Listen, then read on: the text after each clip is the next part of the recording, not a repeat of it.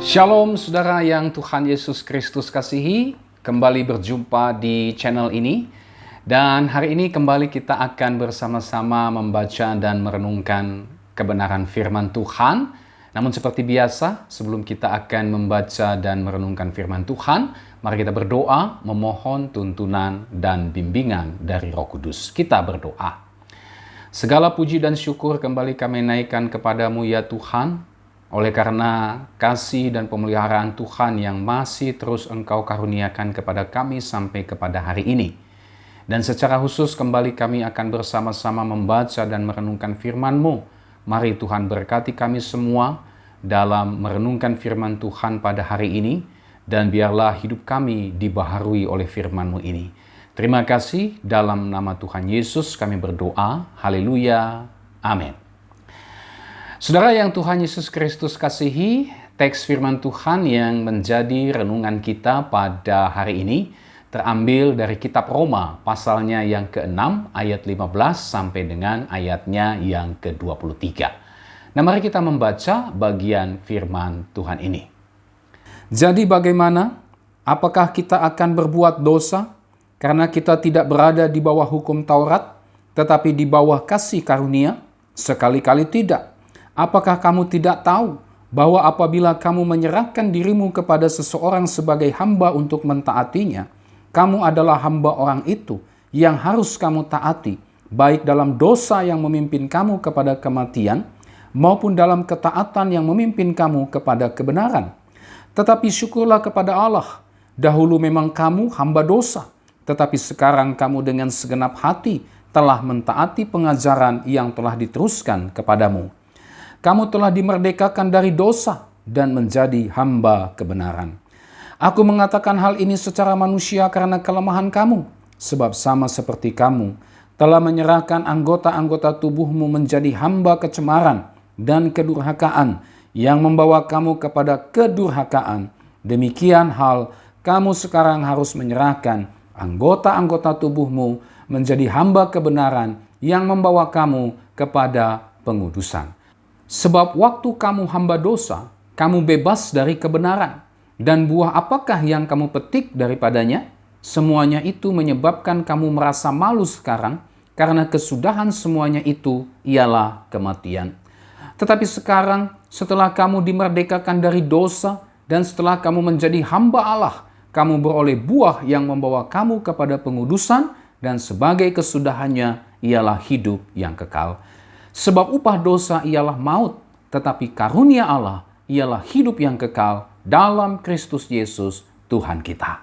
Demikian firman Tuhan yang menjadi renungan kita pada hari ini, dan tema firman Tuhan pada hari ini adalah hamba dosa dan hamba kebenaran.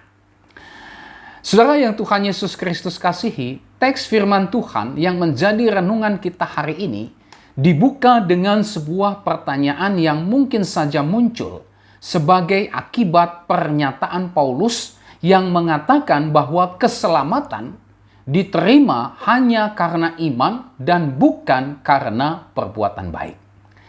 Mari kita lihat ayat 14, ada bagian kalimat di sana yang diulangi juga di dalam ayatnya yang ke-15. Ayat 14 dari Roma pasal 6 berbunyi demikian, sebab kamu tidak akan dikuasai lagi oleh dosa, karena kamu tidak berada di bawah hukum Taurat, tetapi di bawah kasih karunia. Ayat 15, jadi bagaimana? Apakah kita akan berbuat dosa, karena kita tidak berada di bawah hukum Taurat, tetapi di bawah kasih karunia? Sekali-kali tidak. Saudara perhatikan kalimat, karena kamu tidak berada di bawah hukum Taurat, tetapi di bawah kasih karunia, ayat 14. Dan kalimat ini juga diulangi dalam ayatnya yang ke-15, karena kita tidak berada di bawah hukum Taurat, tetapi di bawah kasih karunia.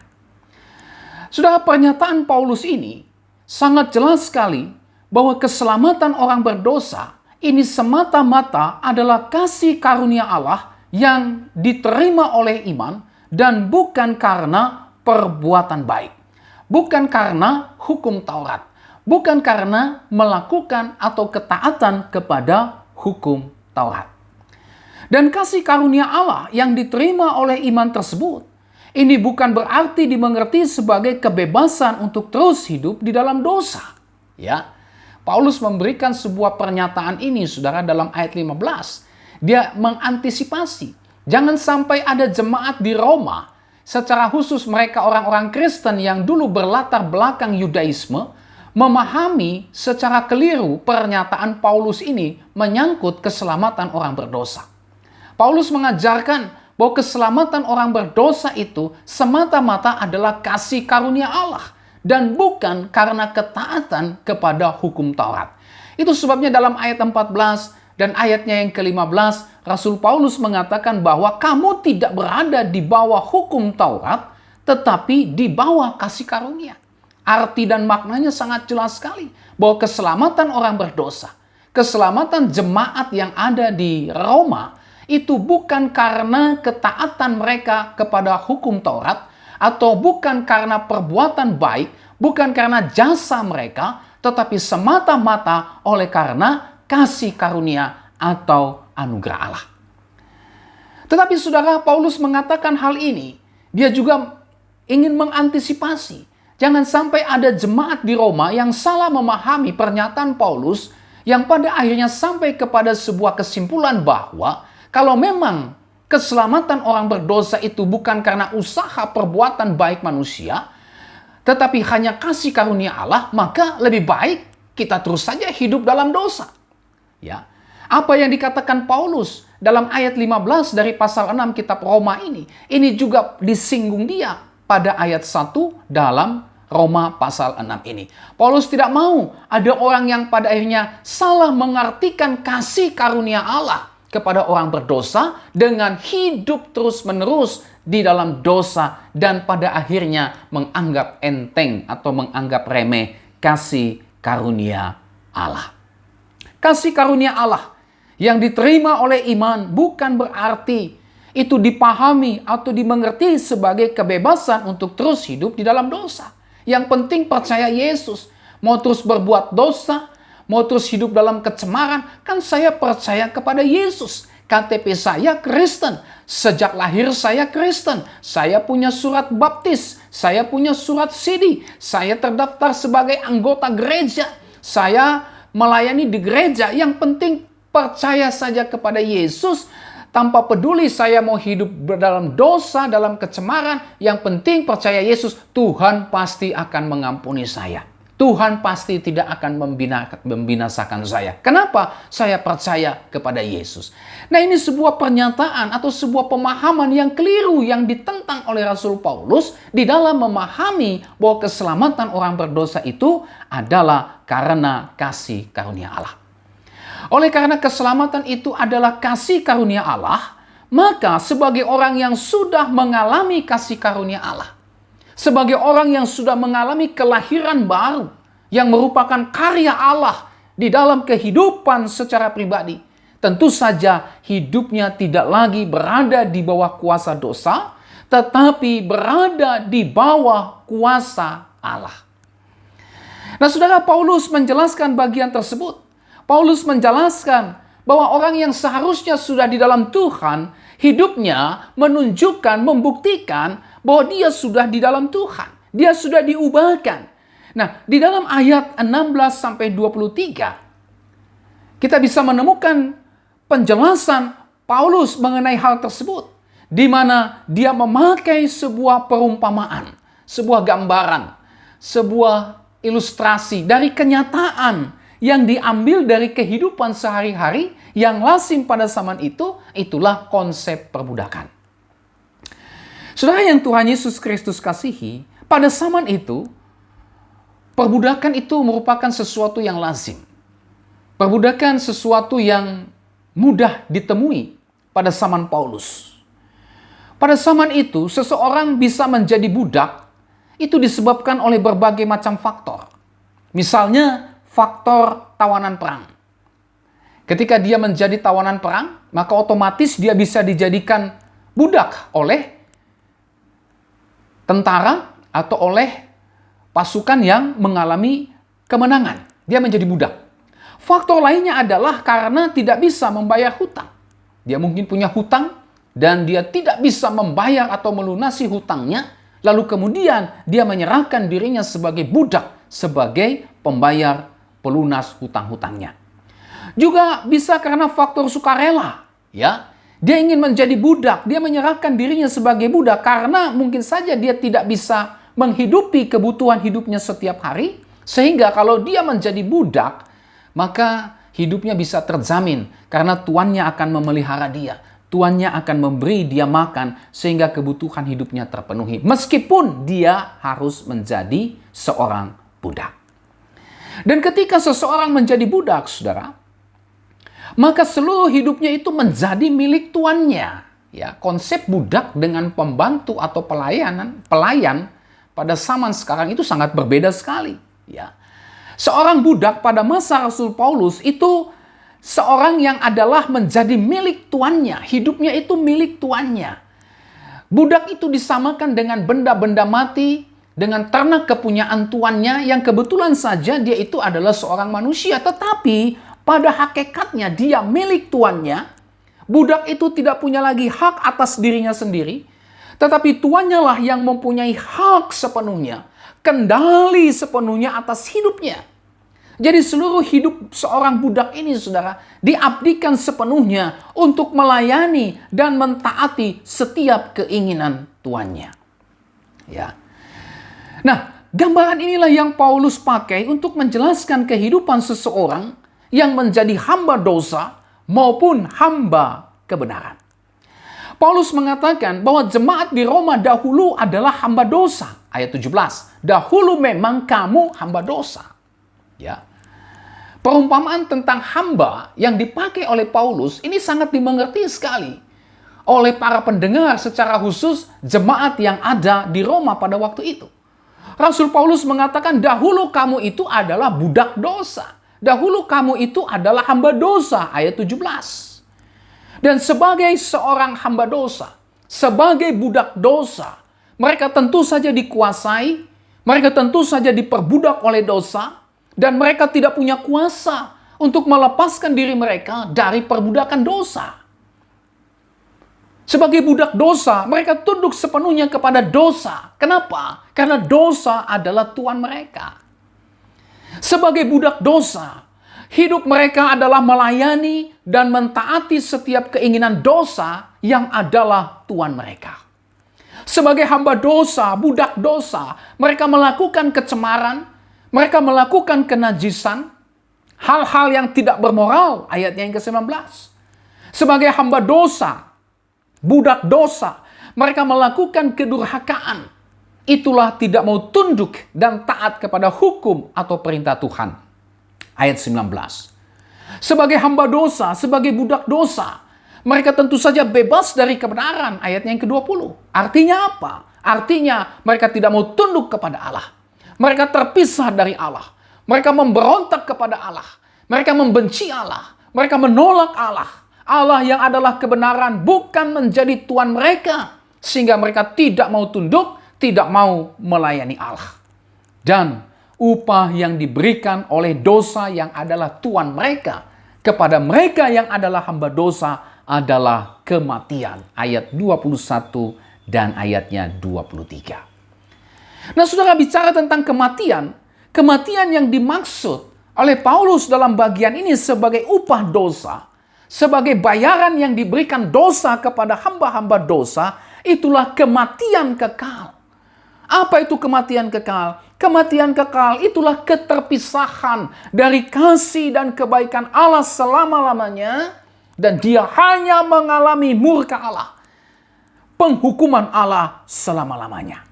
Ya, yang jelas kematian kekal ini pastilah melibatkan juga kematian spiritual, kematian juga fisik di masa sekarang. Ya, dia tidak suka untuk mentaati hukum Tuhan. Dia tidak mau taat kepada perintah Tuhan. Dia memberontak kepada Tuhan. Dia tidak mau tunduk kepada Tuhan. Kenapa? Dia hamba dosa. Dia mati secara spiritual. Ya, yang puncaknya nanti adalah mengalami kematian kekal. Ya. Nah, saudara, inilah yang terjadi dan dialami oleh jemaat di Roma ketika mereka menjadi hamba dosa. Paulus mengatakan, kamu dahulu adalah hamba dosa. Tetapi tidak berhenti sampai di situ, saudara. Di dalam ayat selanjutnya, ayat 17-18, Paulus berkata, tetapi syukur kepada Allah, dahulu kamu memang adalah hamba dosa, tetapi sekarang kamu telah dimerdekakan dari dosa dan menjadi hamba kebenaran. Syukur kepada Allah oleh karena rahmat-Nya yang besar, oleh karena kasih-Nya yang besar, ya. Kamu yang dahulu adalah hamba dosa, tetapi sekarang kamu sudah dimerdekakan dari dosa, sehingga kamu tidak lagi menjadi hamba dosa, tetapi sekarang kamu adalah hamba kebenaran. Ya. Nah, jemaat di Roma, mereka bisa dimerdekakan dari dosa dan menjadi hamba kebenaran. Ini semata-mata adalah karena kasih karunia Allah dan bukan karena usaha mereka. Bukan karena jasa mereka. Bukan juga karena perbuatan baik mereka sendiri. Ayat 18. Kamu telah dimerdekakan dari dosa dan menjadi hamba kebenaran. Kata kamu telah dimerdekakan ini menunjukkan bahwa kemerdekaan mereka dari perbudakan dosa bukan karena jasa mereka, bukan karena usaha mereka, bukan karena perbuatan baik mereka, tetapi semata-mata adalah karena kasih karunia Allah. Ya. Nah, oleh karena mereka telah dimerdekakan dari dosa, dan oleh karena mereka sekarang telah menjadi hamba kebenaran, apa yang terjadi? Ya. Terjadi sebuah perubahan radikal dalam kehidupan mereka. Ya. Pada waktu mereka sudah dimerdekakan dari dosa dan menjadi hamba kebenaran, maka mereka sekarang merasa malu dengan dosa-dosa yang pernah mereka perbuat dahulu. Ayat 21. Merasa malu dengan dosa-dosa yang pernah mereka hidupi sebelum mereka dimerdekakan oleh kasih karunia Allah. Sesudah mereka berada dalam Kristus, mereka sekarang melihat dosa dengan cara pandang yang baru. Ya, dengan cara pandang Allah. Mereka sekarang tidak lagi membanggakan dosa, tetapi saudara merasa malu dengan dosa. Ya. Zaman sekarang berapa banyak orang yang bangga dengan dosanya. Menunjukkan kebanggaan dirinya karena sudah melakukan dosa. Berapa orang yang membanggakan kalau dia seorang pembunuh, seorang koruptor, seorang pencuri, seorang pezinah, seorang cabul, dan dosa-dosa yang lain. Berapa banyak orang sekarang bangga dengan dosa-dosanya. Kenapa? Karena mereka hamba dosa. Tetapi ketika mereka, jemaat di Roma ini, telah berada dalam Kristus, cara pandang mereka terhadap dosa sekarang berubah. Mereka memiliki cara pandang yang baru terhadap dosa. Mereka melihat diri mereka yang dulu hidup dalam dosa. Mereka merasa malu dengan dosa-dosa yang pernah mereka perbuat dahulu. Ya. Mereka tidak lagi membanggakan dosa, tidak, saudara. Tapi merasa malu. Dosa adalah wujud perbudakan yang buruk, sehingga sepatutnya mendatangkan malu pada mereka yang melakukannya. Ini cara pandang yang baru. Kalau orang sudah di dalam Tuhan, malu berbuat dosa. Bukan bangga untuk berbuat dosa. Kenapa? Dia sekarang tidak lagi hamba dosa, tapi menjadi hamba kebenaran. Ya. Selanjutnya, Paulus mengatakan jemaat di Roma, ketika mereka sudah dimerdekakan dari dosa dan menjadi hamba kebenaran, sekarang mereka dengan segenap hati mentaati pengajaran yang telah diteruskan kepada mereka. Ayat 17. Mereka sekarang menyerahkan anggota-anggota tubuhnya menjadi hamba kebenaran yang membawa mereka kepada pengudusan. Ayatnya yang ke-18. Dan ketika mereka telah menjadi hamba Allah, menjadi hamba kebenaran, mereka beroleh buah yang membawa mereka kepada pengudusan dan sebagai kesudahannya ialah hidup yang kekal. Ayatnya yang ke-22. Rasul Paulus menutup bagian ini dengan mengatakan, sebab upah dosa ialah maut, tetapi karunia Allah ialah hidup yang kekal dalam Kristus Yesus Tuhan kita. Ayat 23. Artinya apa, saudara? Artinya, dosa yang digambarkan sebagai seorang tuan, dia memberikan upahnya kepada hamba-hambanya. Apa upahnya? Kematian. Ya, dosa memberikan upahnya. Dosa memberikan gajinya kepada hamba-hamba yang melayani dosa. Apa upah, apa gaji hamba-hamba dosa? Itulah kematian, maut, kematian kekal. Tetapi saudara, kita melihat ayat selanjutnya. Tuhan justru memberikan kasih karunia-Nya. Itulah hidup yang kekal yang bisa diperoleh hanya di dalam Kristus Yesus saja.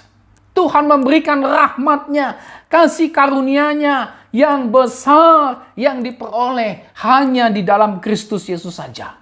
Dosa memberikan upah kepada hamba-hambanya berupa maut, tetapi Tuhan memberikan karunia-Nya. Apa itu? Itulah hidup kekal kepada hamba-hambanya. Sangat kontras sekali. Dosa memberikan upah, kebinasaan, kematian kekal.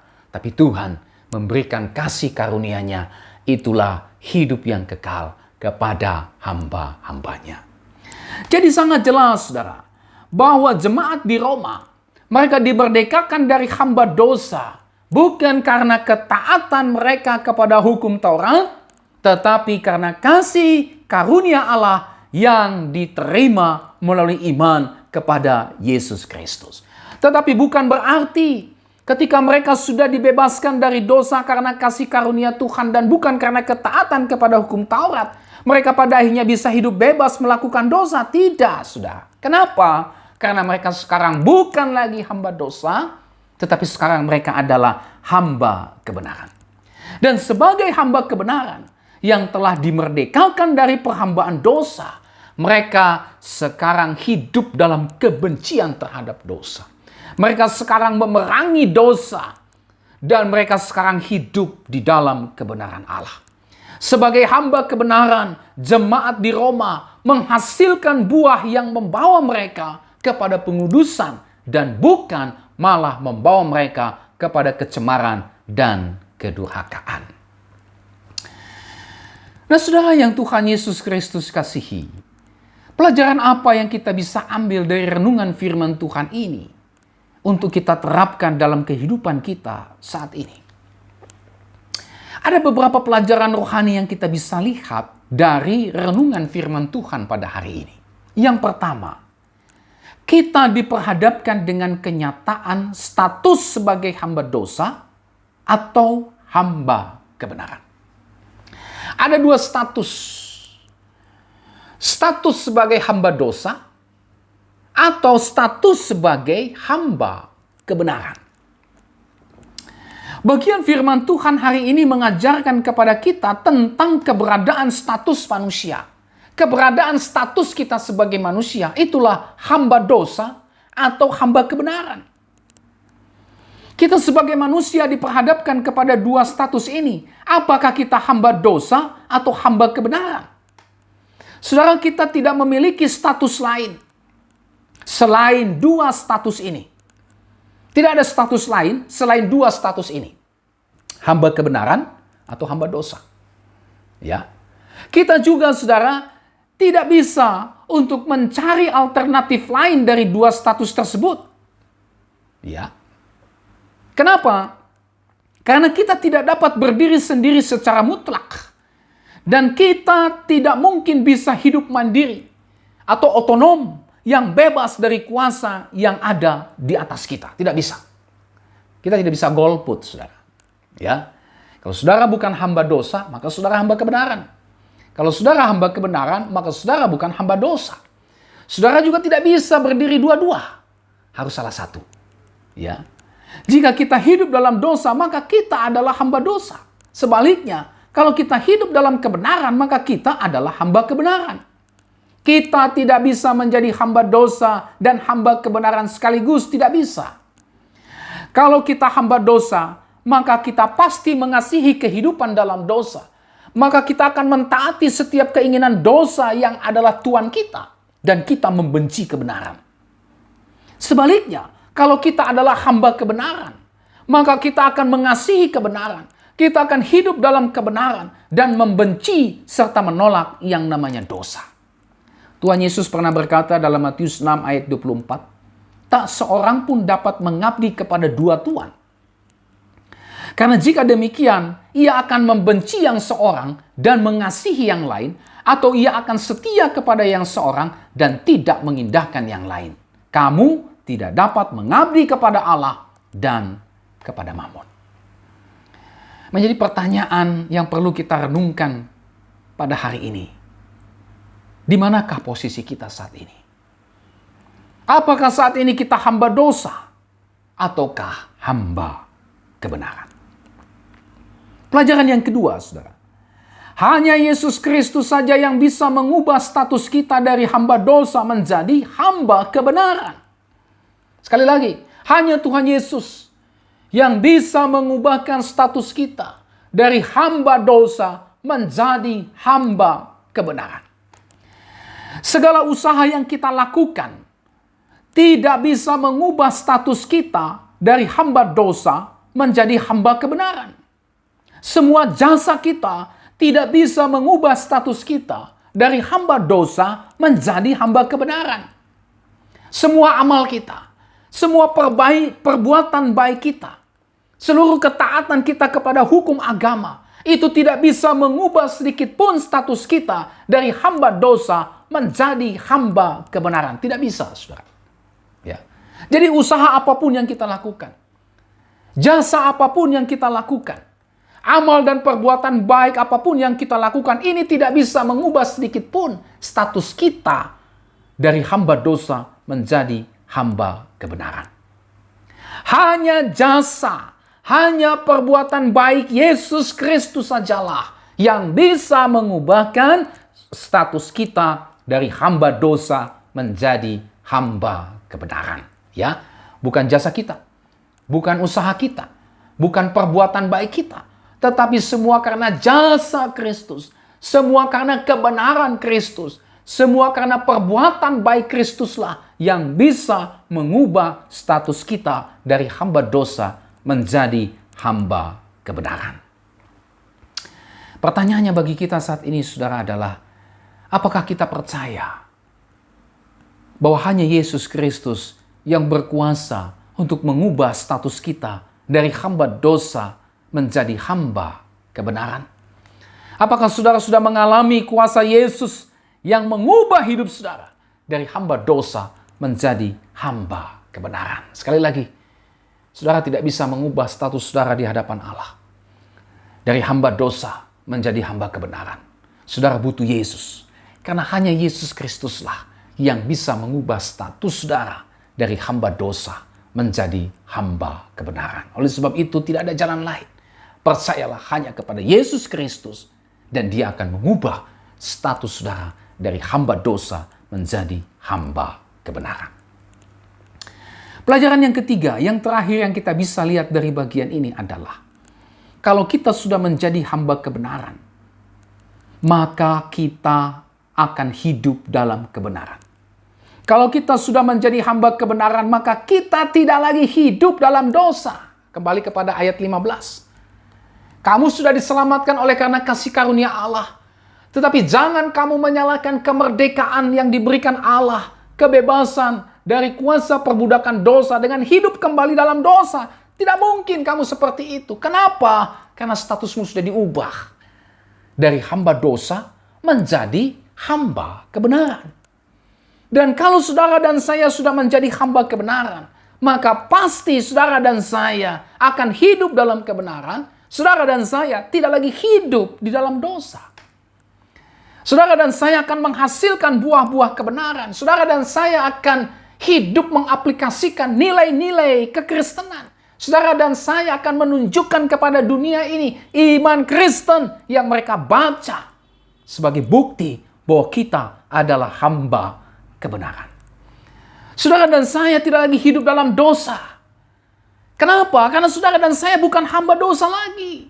Saudara dan saya akan memiliki cara pandang yang baru terhadap dosa. Saudara dan saya tidak akan bangga dengan dosa. Saudara dan saya akan merasa jijik dengan dosa. Saudara dan saya akan malu untuk berbuat dosa.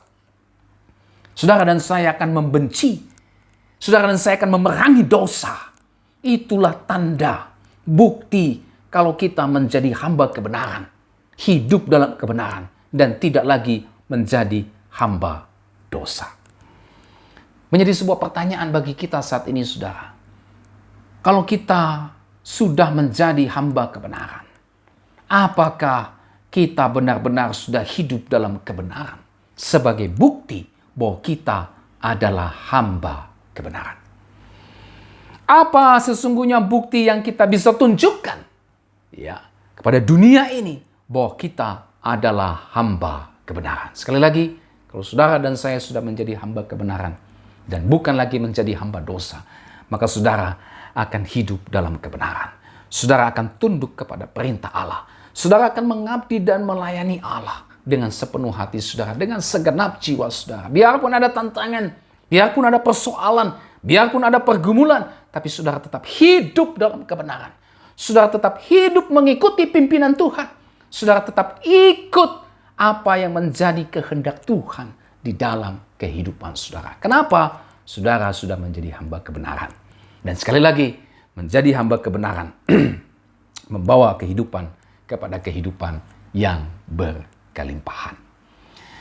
Nah, saudara yang Tuhan Yesus Kristus kasihi, inilah seluruh renungan kita pada hari ini dari Roma pasal 6 ayat 15 sampai dengan ayat 23. Hamba dosa dan hamba kebenaran. Hamba dosa atau hamba kebenaran.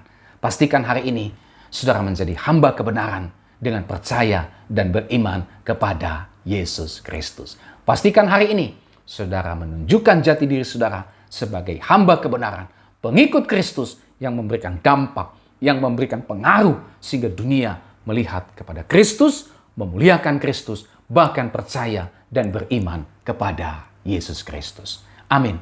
Mari kita berdoa.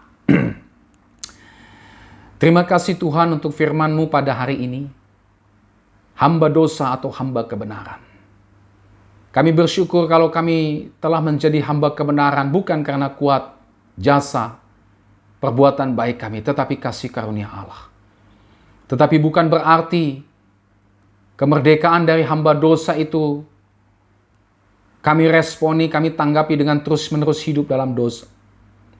Allah memang telah mengampuni kami di dalam Yesus Kristus. Tetapi bukan berarti kami terus hidup dalam kubangan dosa. Karena kalau kami hidup dalam kubangan dosa dan mengklaim bahwa kami percaya Kristus, sesungguhnya kami belum menjadi hamba kebenaran. Tetapi kalau kami sudah menjadi hamba kebenaran oleh karena kasih karunia Allah, kami seharusnya menjauhi dosa.